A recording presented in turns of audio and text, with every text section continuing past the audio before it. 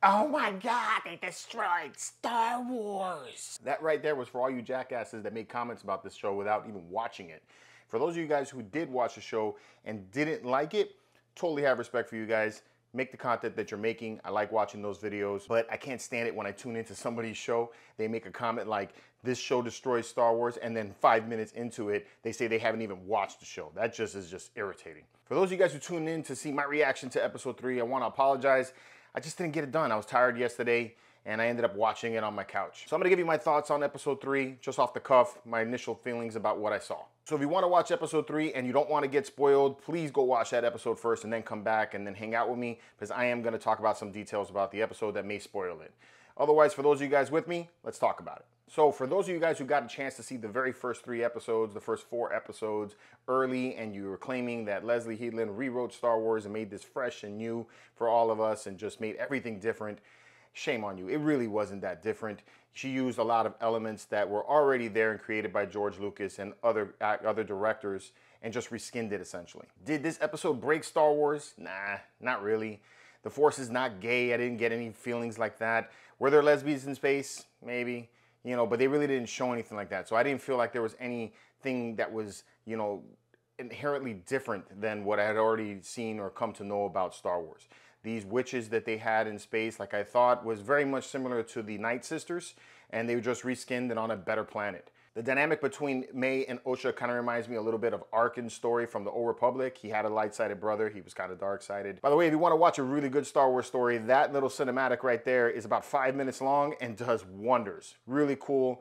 That one, the story between the 2 brothers, and then they even have the sister that gets involved a little bit later. That's some really cool Star Wars. You check that out. But I digress. So these witches are on this planet raising these 2 sisters, Osha and May, and it's hinted that they were created unnaturally at some point in the episode. Now, I really want to stress that the dynamic of these sisters is really nothing different than the Night Sisters that we've already seen.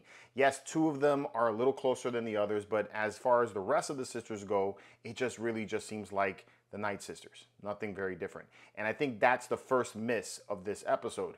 They didn't just use the Night Sisters, which I think would have been a much better way to connect us to the prequels. And yes, I know that this is set 100 years before the events of Star Wars Episode 1, but I think having some connective tissue is a good thing.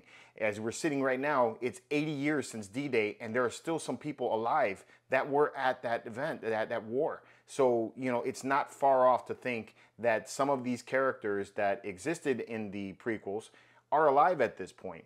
And having the Night Sisters could start to connect us in our minds to Palpatine eventually meeting them, which would lead to Darth Maul. And this also could explain how Darth Plagueis learned how to create life using the Force, which would eventually lead to Anakin. Contrary to my tone here, I kind of rather liked the first 2 episodes. One of the things that I felt was most intriguing about the first 2 episodes was, what did the Jedi do that Master Torben would commit suicide? And then I was hoping for that in this flashback that we saw. And we really didn't get that. The Jedi show up, they break an entry, and then they kind of demand and impose their philosophy and rules onto this coven and try to take the kids to be trained. Now, you know, the Jedi sit there and say, like Sol does say that, you know, we don't take kids. I kind of found it funny that he said that, but then their tone, especially Trinity's tone, is kind of demanding in that we're going to take these kids to be trained and you shouldn't be training these Jedi according to Republic rules, which I felt was very forceful. So it makes me feel like, yeah, they are taking kids. But yeah, and you know, Osha does seem to want to become a Jedi, but May definitely does not want to be. And then you see Sol right afterwards say that she needs to be trained as well. And you know, at least in this flashback, I really don't see what the Jedi did wrong other than breaking an entry. So I don't understand why Master Torben committed suicide. Now, this could all be rectified. This could be a point of view flashback, but they didn't really like hint to that. As far as I can see, and what I'm trying to stretch with here is that Osha is maybe the one that this flashback is being told from, her point of view, and that's because she likes the Jedi, that her view of this whole thing was that the Jedi didn't do anything wrong.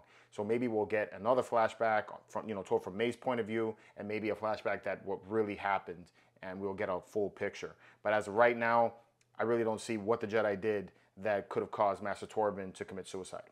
So the 2 sisters get tested, and Osha reveals that she wants to become a Jedi, which then May gets upset and goes all Firestarter on her ass and sets the entire coven on fire. Now, May is a little psycho. I mean, they really don't go too much different into his story. Like, they don't really twist anything. She just seems to be inherently evil.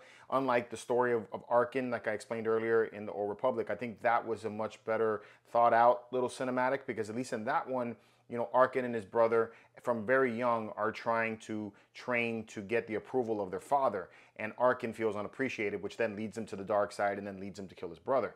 So I think that has a better explanation as to why somebody could turn to the dark side, whereas May just seems to be born evil. She just seems to be a dark child, you know.